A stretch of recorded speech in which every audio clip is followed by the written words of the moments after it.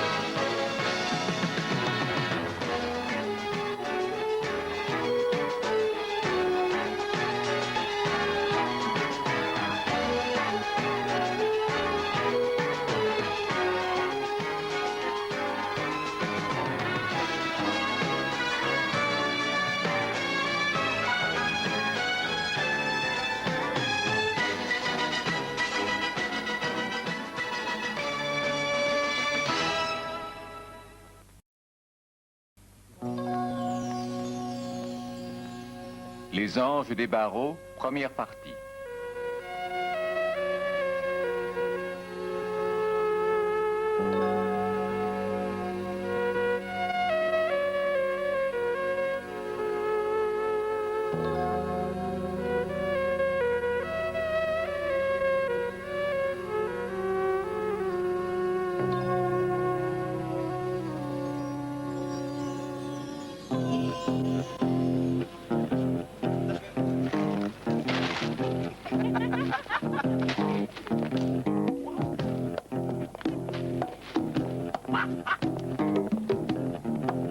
On prend des fruits.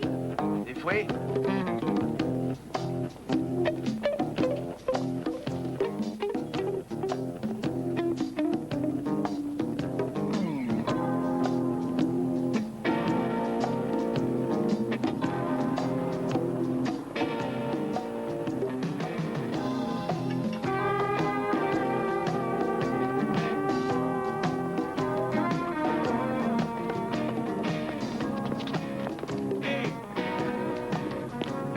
Arrêtez!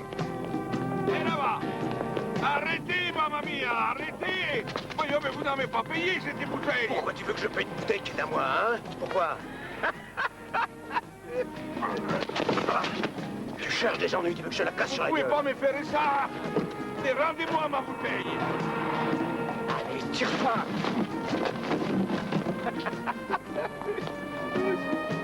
C'est une façon comme une autre de s'offrir à boire. Attends un peu de le voir, elle beau travail, il est formidable, Ernie. Vraiment super. Je m'amuse vraiment beaucoup, Ernie. Eh tiens, bois un coup, t'en auras besoin. Ah ouais, pourquoi? On va aller faire un tour. Hein, Ernie? Ouais, dès qu'il fera nuit, on va pouvoir se tirer avec une belle caisse.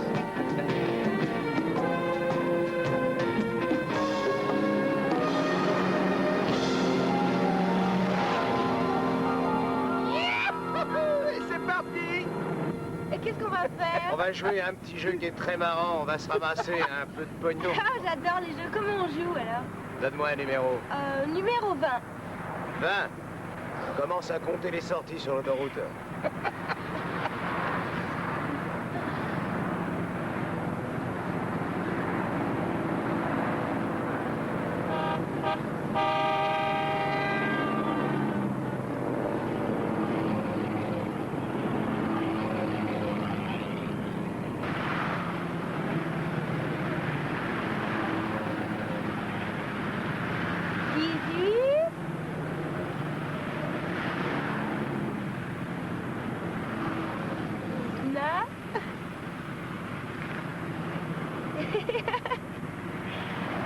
Et 20.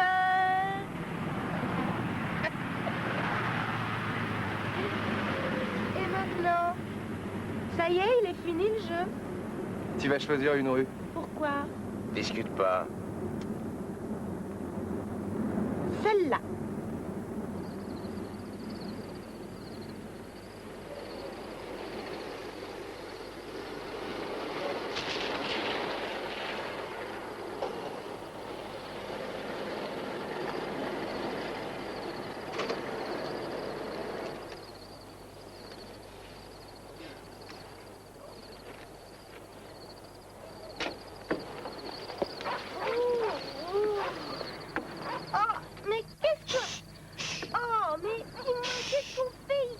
là. Oh. Ah. Hein, qu'est-ce qu'on fait là, dis? Oh. Oh.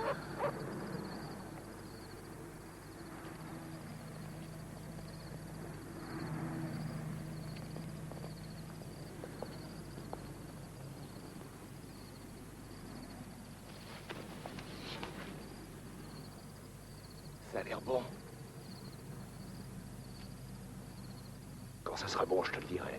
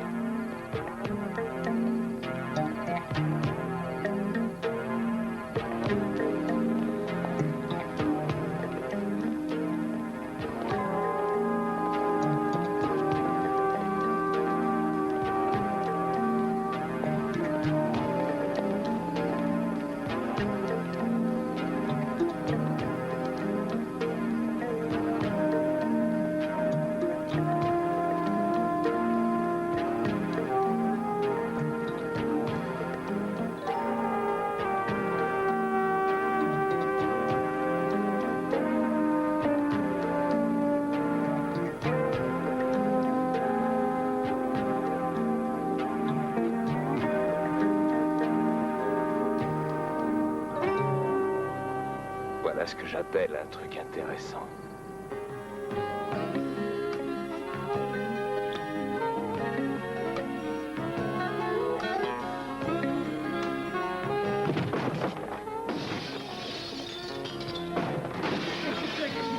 Mon gueule! Un plafond! Allez, grouillez-vous par terre! Mais enfin, qu'est-ce qu'il fait? Colibet! Ramène-toi! Entre et ferme la porte! Enfin, mais c'est un cauchemar, c'est vrai! J'ai dit vos gueules!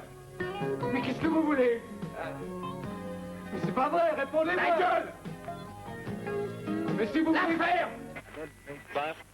Mais qu'est-ce qu'il a à faire, mon... Qu'est-ce que vous faites? Mais qu'est-ce que vous voulez? Laissez-nous tranquilles! Je vous en prie!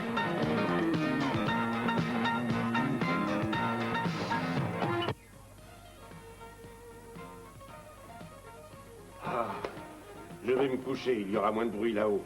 Ils font leur boucan habituel. T'as entendu ça? Oh, ça vient de chez les Martins. On devrait peut-être aller voir ce qui se passe. Mais t'inquiète pas, pour les Martins, c'est toujours comme ça.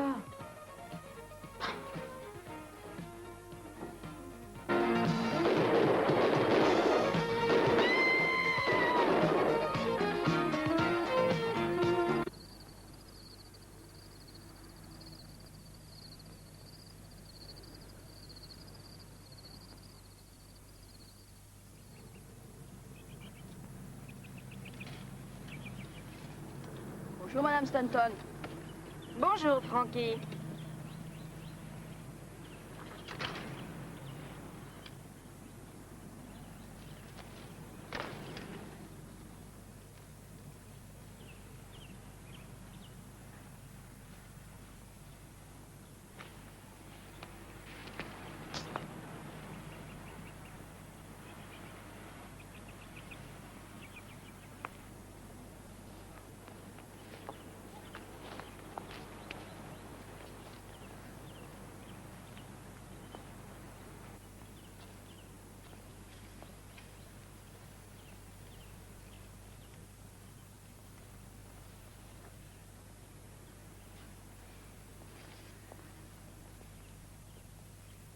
Y a quelqu'un?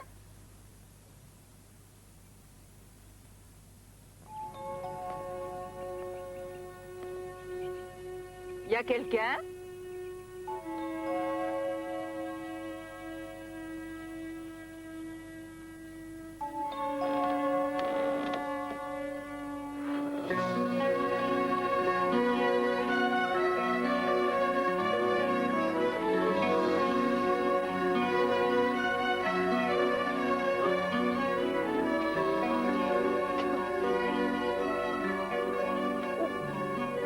Madame Stanton? Madame Stanton, qu'est-ce qu'il y a? Qu'est-ce qui se passe?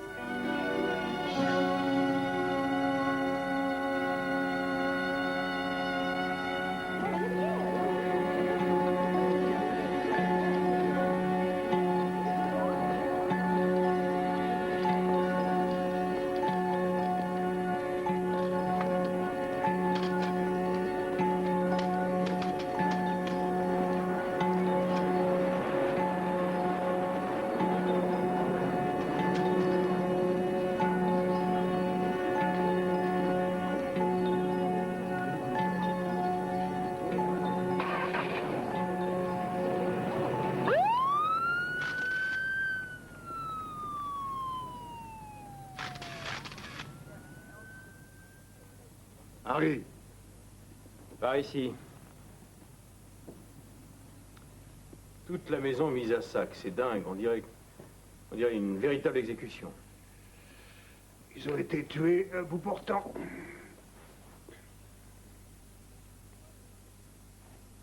Il faut faire vite, la presse va débarquer d'une minute à l'autre. Qui sont ces gens-là? D'après les photos sur le mur de la chambre, ces deux-là habitaient ici et il s'appelle Martin. On n'a pas encore identifié celui-ci ni la survivante. Apparemment, il les a fait mettre à plat ventre et il leur a tiré dans le dos. Regardez. À la couleur de la peau, on dirait qu'ils sont morts depuis 9 ou 10 heures. Oui. Donc les crimes auraient été commis vers 10 heures hier soir. Oui, ils ont essayé de ramper. Quelle boucherie. Vous avez une théorie? Bah, ils prenaient de la coke. Et l'assassinat a tout d'une exécution. Il y aurait un rapport entre les deux? Oui, à mon avis, c'est possible. Trouvons où est le rapport et on aura les tueurs. McLean? C'est arrivé il y a 10 heures déjà. Même s'il y a un rapport avec la drogue, plus on attend et plus on aura de mal à résoudre l'affaire. J'attends vos suggestions. Il nous faut le maximum de moyens, lieutenant. Il nous faut un labo criminel, mobile, une équipe de coordination et environ 5 équipes pour interroger les voisins. Ouais, il n'y a pas de victime dans le garage. Je voudrais que tu relèves les empreintes sur la poignée de la porte. On a relevé les empreintes là-dessus?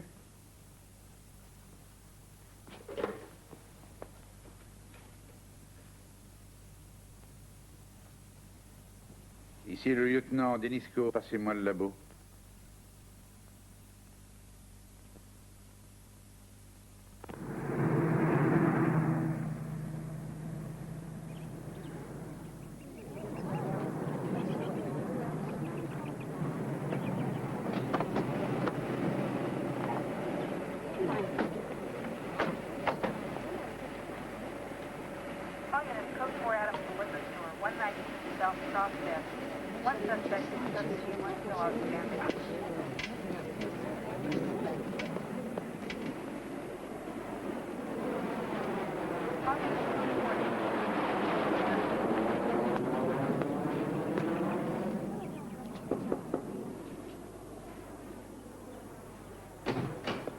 Ah, vous êtes sûrement de la police. Oui, monsieur, j'aimerais vous parler de ces crimes. Vous voulez parler à ma femme? Je vous en prie. Margaret, un inspecteur veut te parler. Je m'appelle Jim McLean, Madame Stanton. Je vous en prie, asseyez-vous. Merci. Je ne vous ennuierai pas longtemps, je sais que vous avez dû être secoué. On aurait pu leur sauver la vie. Mon mari m'a même dit qu'il faudrait aller voir. C'est moi qui les ai découverts ce matin. Oui, je sais. Mais j'y ai bien réfléchi. Ce n'est vraiment pas de ma faute. Mais personne n'a rien à vous reprocher, Madame Stanton. Je suis une bonne voisine, inspecteur. J'essaie toujours de faire attention aux autres. Madame Stanton... Ah non, laissez-moi terminer. Hier soir, quand j'ai entendu du bruit chez eux, je n'ai rien fait parce que je ne croyais pas que c'était grave. Si ça avait été mes voisins d'à côté ou ceux du bas de la rue, je serais allée voir, je serais allée m'assurer qu'il n'y avait rien de grave. Ou pour les aider, mais... Mais pas vos voisins d'en face. Je n'ai rien fait à cause de la façon dont les Martins vivaient. Comment vivaient-ils? Ils prenaient des narcotiques. Madame Martin me l'a pratiquement avoué un jour. Comme d'ailleurs la jeune femme que j'ai trouvée à la porte. Vous la connaissiez aussi? Elle est hôtesse de l'air. Elle s'appelle Barbara Reed. Elle venait chez les Martins au week-end la plupart du temps. Je vois.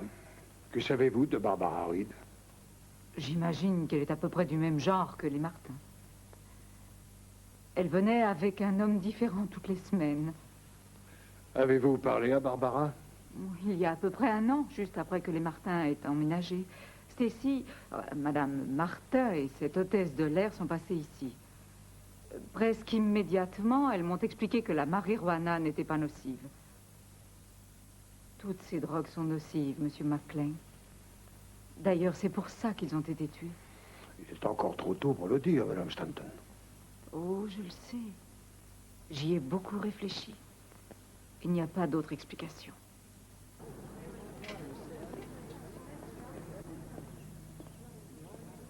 Vous êtes un des inspecteurs, non? Exact, fiston. Qu'est-ce que je peux faire pour toi? C'est moi qui ai téléphoné, quand Madame Stanton les a trouvés. Ah, bon. Tu es... Frankie Betts. Ouais, c'est ça. Heureux de faire ta connaissance, Frankie. Je suis Jim McLean. Appeler une ambulance comme ça, c'est un bon réflexe. Ils se trompent tous, c'est faux ce qu'ils disent.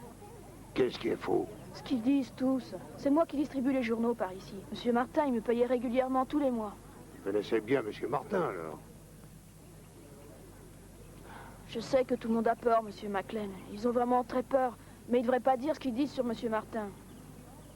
C'était pas un homme méchant. Je vous le jure.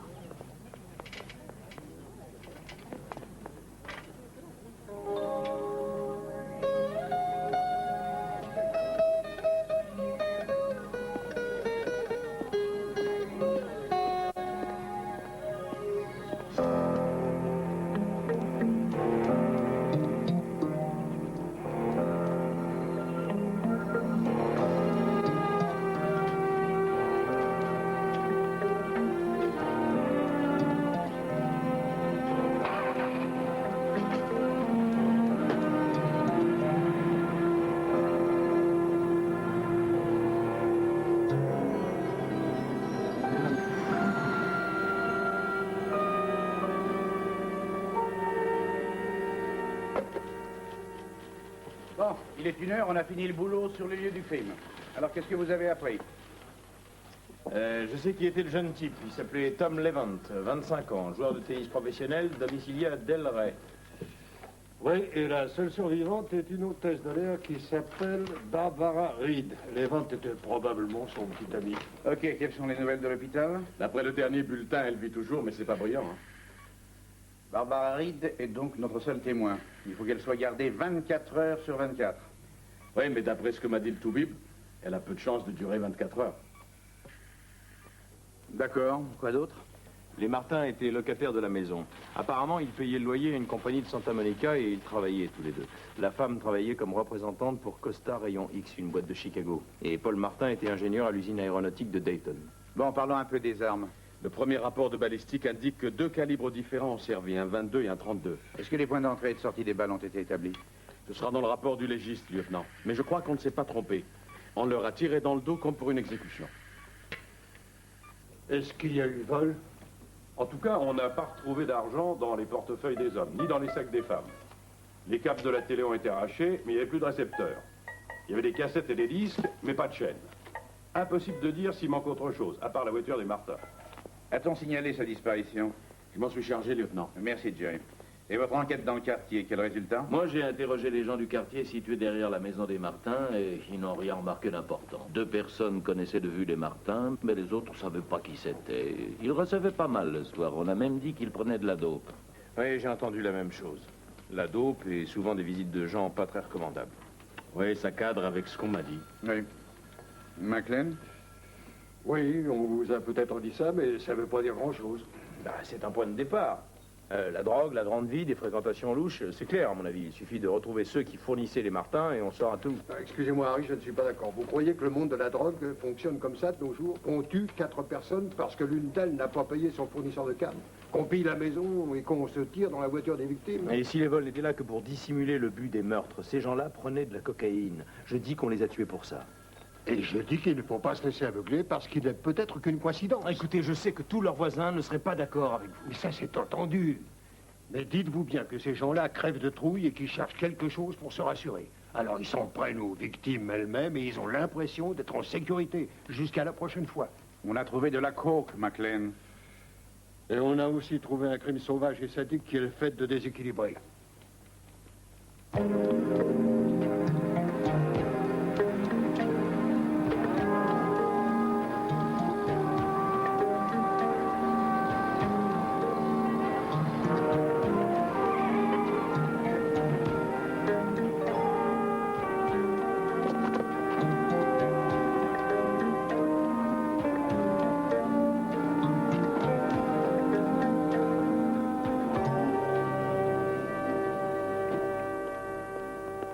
Relax, Max. On a le pognon après tout. C'est de la petite bière, Billy. Je suis en train de réfléchir à un coup et on aura besoin d'un coup de main. Je voudrais être sûr que je peux compter sur elle. À 100%. Ok, mais je t'ai dit qu'elle n'était pas prête. Quand t'es marqué, tu perds pas ton temps. Parce que du temps, t'en as pas. C'est clair? Ouais.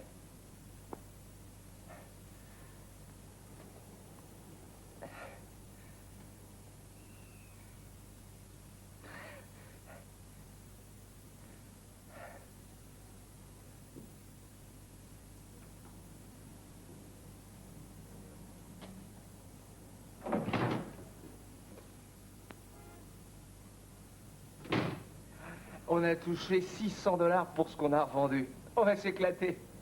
Je veux rentrer chez moi, Billy. Dans ton bled pourri? Pourquoi faire? Bon, allez, ça va passer. T'es ma gonzesse, non? T'as changé, Billy. Avant que t'ailles en prison... Connie. Bon, on pense un peu pour le temps perdu, quoi. Ernie, il fait partie de la bande. Il n'y a rien de mieux que ça. Il t'a obligé à tuer, tu te rends pas compte? Oh, ça va la faire. On est ensemble maintenant, lui et moi.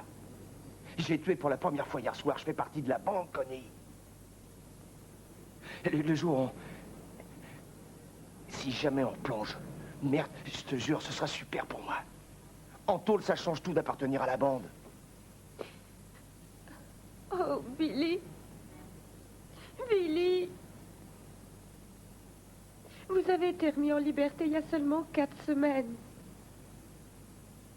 Et tu penses déjà qu'on va te renvoyer en prison? C'est un risque à prendre. Moi, je veux rentrer chez moi, Billy. Non, tu resteras. Je veux rentrer chez moi. Je te dis simplement de jamais essayer de t'en aller, jamais. Jamais. Sinon, je te jure que t'arriveras même pas jusqu'à l'autobus de Bakersfield. T'es avec nous maintenant, Connie Bess.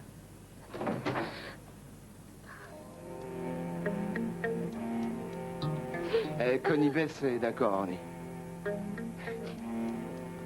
Pas vrai, ma poule.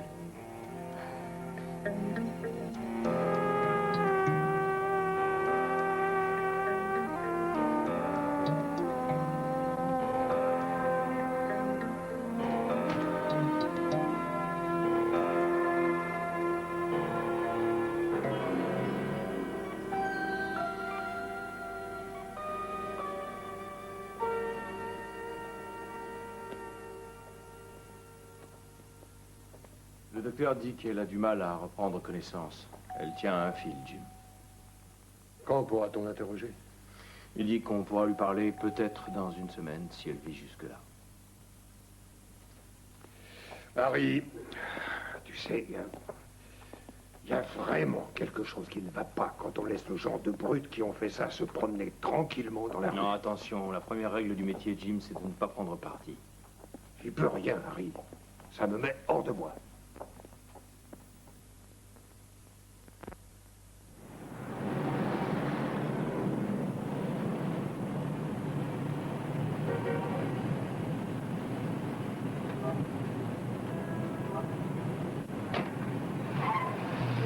Alors, cette enquête?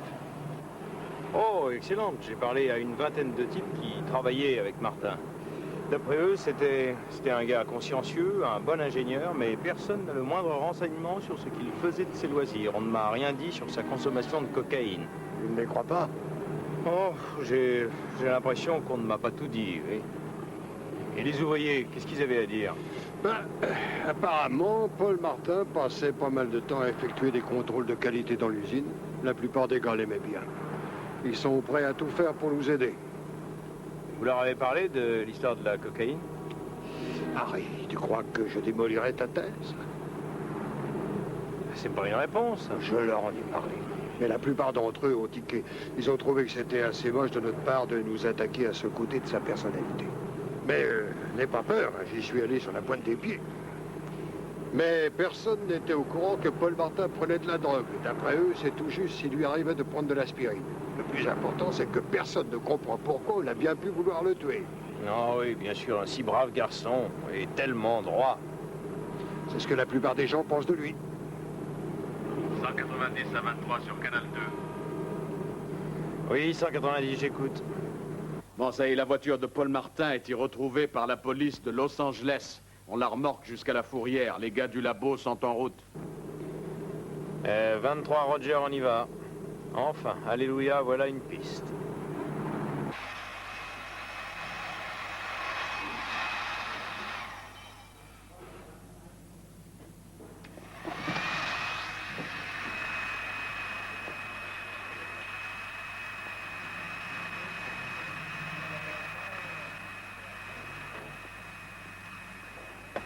Alors?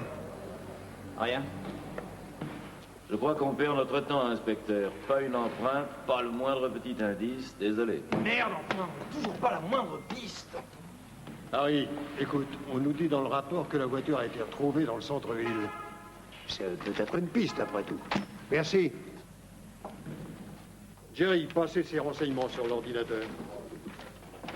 Elle a été retrouvée en ville, et alors? Et qu'est-ce que vous voulez que l'ordinateur vous dise de plus? Je vais vous expliquer. Le garage des Martins est rattaché au corps de leur maison et la voiture se trouvait à l'intérieur.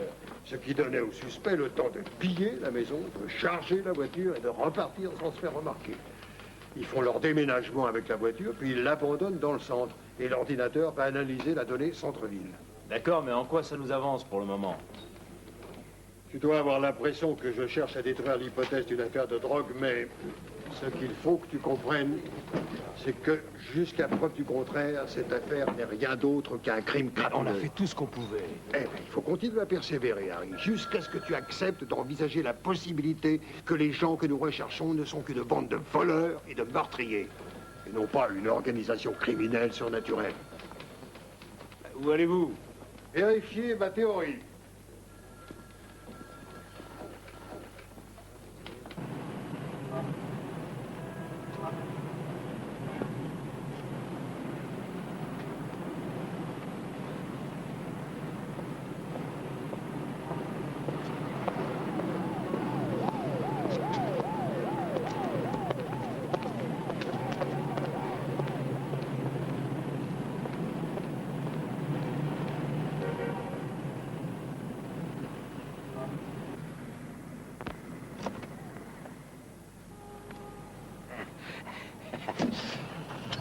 Fonce. Alors, c'est bon? On peut se refaire les finances en une seule fois. Bon, alors pourquoi pas ce soir? Je suis pas prêt ce soir. Ernie, on n'a plus de fric, merde. On attendra. Faut que je m'organise pour ce coup. Des boulots comme ça se cogite sérieux, ça s'improvise pas à la légère. Bon, ok, mais le fric, comment on le trouve? On pourrait peut-être se repiquer une tire comme l'autre soir. Recommencer notre petit jeu, ça te dit, Connie Bess? Génial! Ah, j'adore les voir quand ils déboutonnent. On peut peut-être rejouer le vin, hein, Connie? Je suis fatiguée, je voudrais retourner au motel. Tu restes et on joue à notre petit jeu, tous les trois.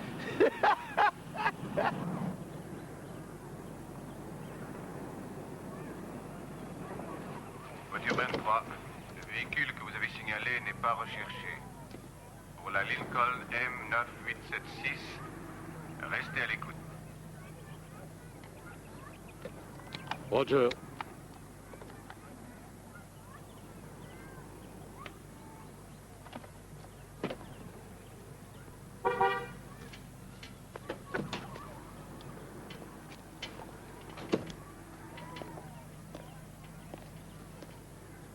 Bonjour.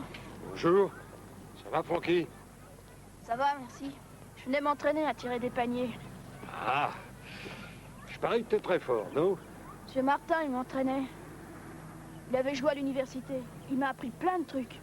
Et c'est ici que vous veniez jouer à chaque fois ou... Monsieur Martin venait après le travail. Il n'avait pas d'enfant à lui et mon père a jamais le temps. Alors on s'entraînait tous les deux. J'aimais bien jouer avec lui. Il devait m'acheter un ballon, hein. Le mien est un peu usé. Il me manque beaucoup, Monsieur McLean. Je m'en doute, Francky. C'est dur de perdre un ami comme lui.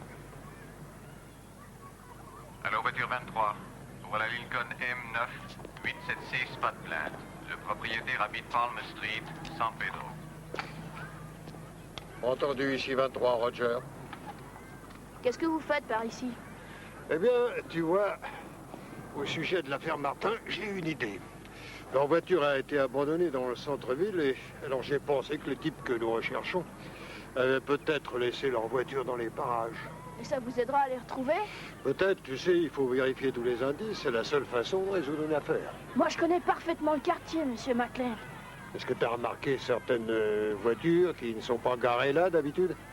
Cette semaine, vous voulez dire? Oui. J'en ai remarqué 3 ou 4 au moins. Tu veux venir avec moi? Tu vas me les montrer? Vraiment? Parce que j'ai besoin d'un coup de main. J'arrive, attendez-moi, j'attache ma bicyclette. Viens.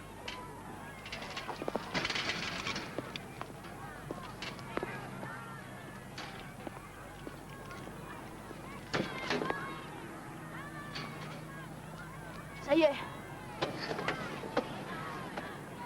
Vous allez vous resservir de la radio? Oui, on va se servir de la radio, collègue.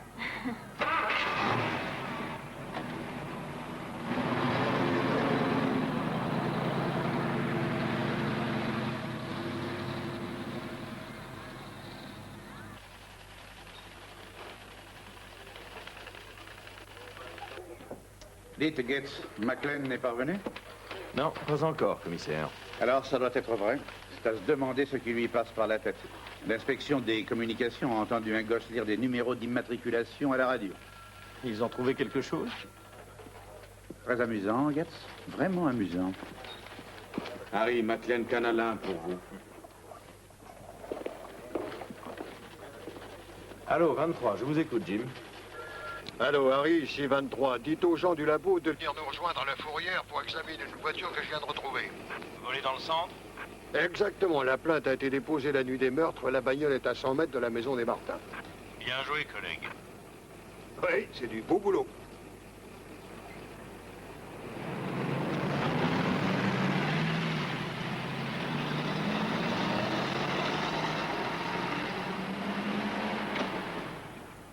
Le labo a comparé la cocaïne saisie le mois dernier avec ce qu'on a retrouvé chez les Martins.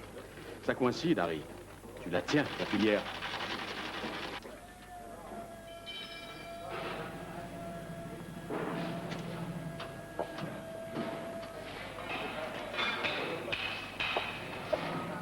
On a trouvé à qui les Martins avaient acheté leur cocaïne. Madame Martin l'a eu chez le propriétaire d'une boutique à Beverly Hills.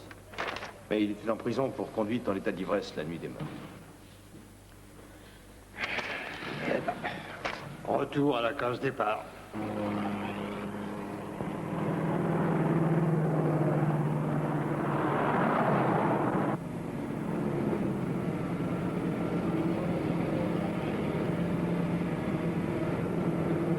En voilà une autre. C'est quel numéro? C'est quel numéro?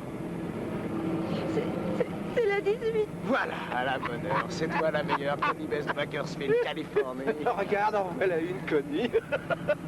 Dis-moi quelle c'est. C'est la 19. C'est la 19.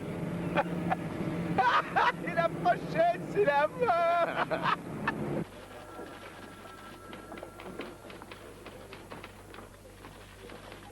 Bonsoir, Jerry. Mauvaise nouvelle. Le labo n'a rien trouvé sur la voiture que McLean a ramenée hier. Bon, je vais lui annoncer moi-même. Ouais, d'accord. Jim, manque de chance pour le... Ben, qu'est-ce qu'il y a? Un double meurtre dans Albacore Street. Les Meyer, le mari et la femme. D'après les voisins, c'était le pasteur de l'église de la rue Gaffet.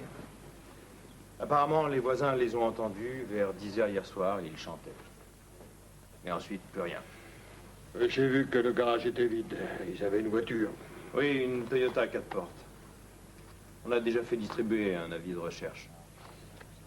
À 400 mètres de chez les Martins. C'est pratiquement la même histoire.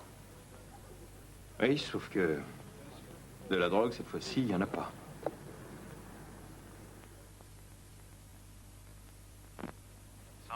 « 8UX 1978, Séville, immatriculation vérifiée. Roger.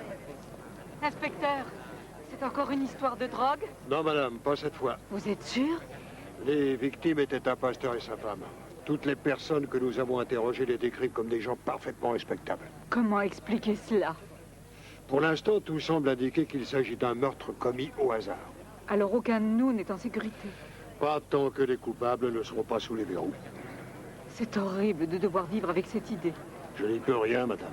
Et il n'y a rien qu'on puisse faire pour se protéger? Bien, madame Stanton, la meilleure des choses, c'est d'en discuter avec vos voisins proches, former une patrouille de quartier, garder les yeux ouverts. Il n'y a rien d'autre à faire. Je ne sais pas si je dois vous remercier ou non. Vous m'avez enlevé mes illusions. Maintenant, je sais que ça peut m'arriver à moi aussi.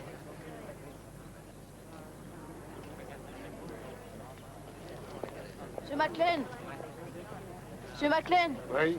C'est comme pour les Martins, n'est-ce pas? J'en ai bien peur, Frankie. Je viens de faire un tour en bicyclette. Il y a une voiture garée dans Ocean Street. Je suis sûr que je l'ai jamais vue, là.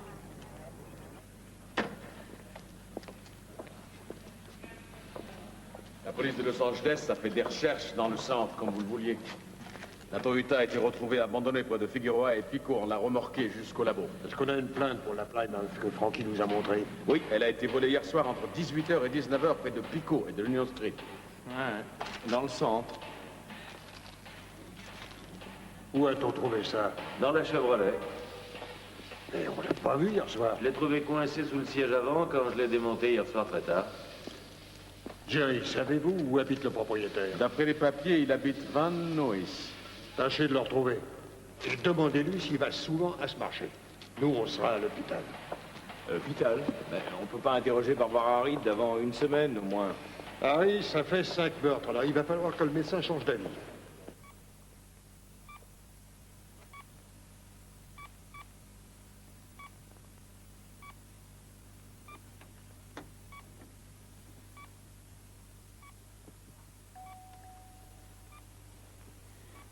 Vous êtes de la police. Oui, mademoiselle. Le docteur m'avait dit que personne ne... Je vous en prie, mademoiselle. Essayez de repenser à ces hommes. Pourriez-vous les reconnaître?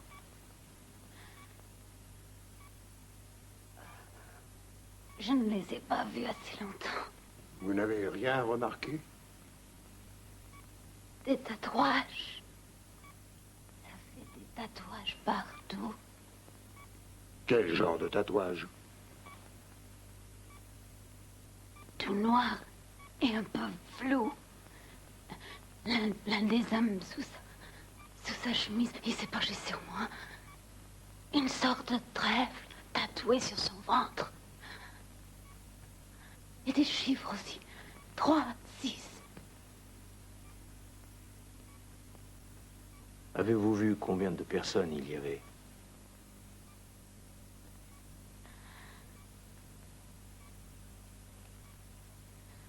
Je les ai entendus parler. Ils étaient 3. 3 hommes? 2 hommes. Mais à un moment, il y en a un qui a dit quand il baisse, entre vite. Il y avait une femme? Et quand ils ont tiré sur nous, je l'ai entendu, elle a hurlé.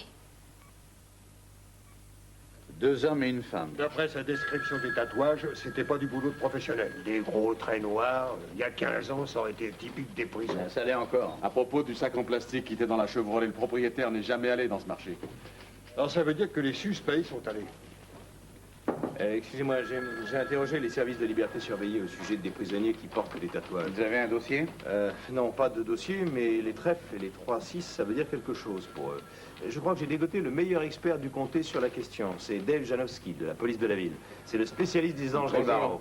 Les anges des barreaux, un gang de prisonniers?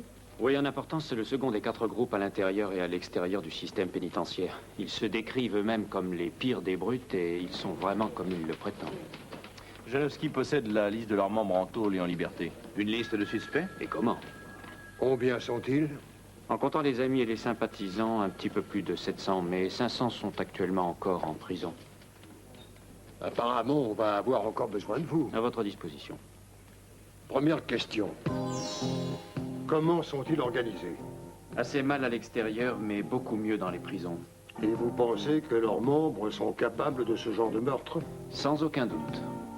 Vous vous rappelez la révolte de la prison du Nouveau-Mexique en février dernier? 33 prisonniers morts, plus de 80 personnes assassinées. Les 33 morts avaient été mutilés. Ils s'étaient servis de lance-flammes, de couteaux. Les psychiatres ont failli devenir cinglés en essayant de comprendre. Il n'y avait qu'une chose à comprendre. Les anges des barons. Au début, c'était un truc raciste, suprématie des Blancs, etc. Leur raison d'être, c'était de se protéger contre les prisonniers noirs. Puis ils ont trempé dans des meurtres raciaux avec préméditation. Ils ont des liens étroits avec la mafia mexicaine, un autre gang de prisonniers. Et ils se soutiennent les uns les autres en assassinant des prisonniers d'une prison à l'autre. Ils ont même essayé de faire évader Charlie Manson de prison avec certaines de ses nanas. Ils ont échoué. Quand on a été accepté comme membre, on porte un tatouage, un trèfle à 3 feuilles, portant les lettres A et B. Et certains d'entre eux portent les 3-6, le signe de la bête. Et ils ont d'autres tatouages après leur premier meurtre. Ils entrent dans la bande en versant le sang et n'en sortent jamais vivants. C'est leur slogan. Le sang m'amène, le sang m'emporte.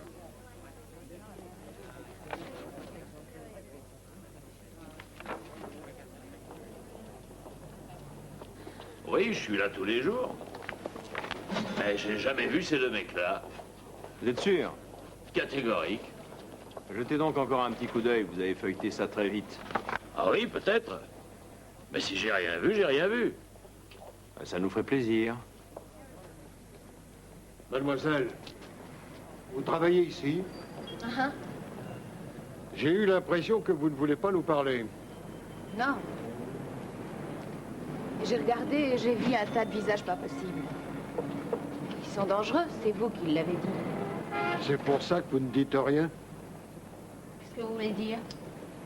Eh bien, ce que j'essaie de vous faire comprendre, mademoiselle, c'est que nous voulons arrêter des types très dangereux. On est juste des policiers, pas des magiciens, et eux, ce sont des tueurs. On a besoin de votre aide. Il arrive parfois qu'on se crée des emmerdes en voulant aider. Oui, mais si vous ne nous aidez pas, vous pouvez être responsable de l'assassinat d'autres personnes.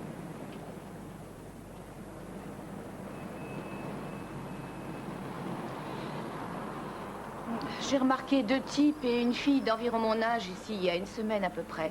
Mais j'en ai vu qu'un dans votre bouquin. Il a tabassé Monsieur Villaborghi. Voudriez-vous me montrer sa photo? Ah oui, au point où j'en suis. Merci. Ah non, ils sont pas là. Merci. Il y a une jeune fille courageuse là qui veut regarder.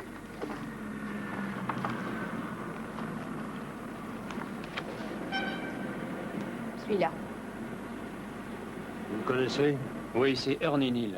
J'ai entendu parler de lui il y a même pas un mois. Et c'était à quel sujet?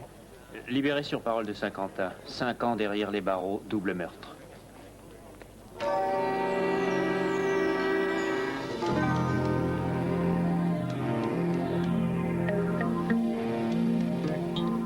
Ernie Neal.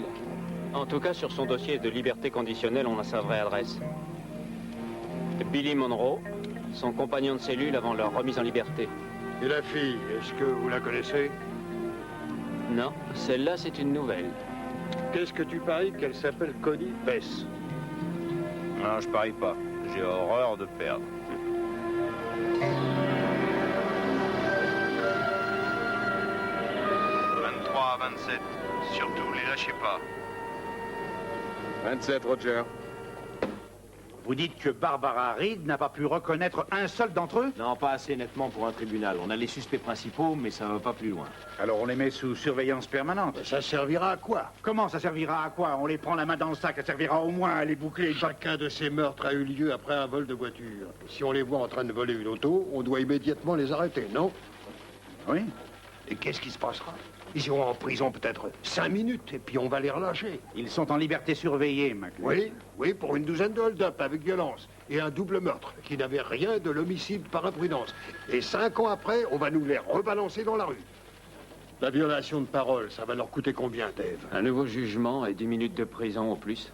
Enfin, me regardez pas comme ça, c'est pas de ma faute à moi, c'est le système est comme il est. Ces hommes ont tué 5 personnes, commissaire. Moi, je dis coinçons-les pour ces 5 meurtres. Trouvons les armes, accumulons les preuves et on obtiendra peut-être des aveux. Et on les fait enfermer pour de bon. Et non pas pour une bagatelle comme un vol de voiture qui ne sera même pas sanctionné. En les surveillant, on aura peut-être les preuves qu'il nous faut. Mais c'est pas assez si on se contente de les surveiller. Ils peuvent nous échapper, bon sang. Je dis qu'il faut les impliquer à 100%. Et il n'y a qu'une façon d'y arriver. C'est de devenir amis avec eux, supprimer toute méfiance. Et peut-être même de leur donner quelqu'un qui va participer à leur prochain coup.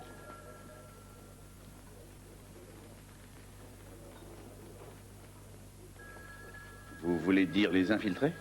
Vous avez une meilleure idée? Qui? On en a discuté et j'ai le profil qui convient. Blanc, anglo-saxon et protestant. Pour le reste, j'apprendrai. Mais c'est complètement dingue. On ne sait pratiquement rien de ces malfrats. Je lui donnerai de bonnes indications. Faudra faire mieux que ça. Car sa vie en dépendra.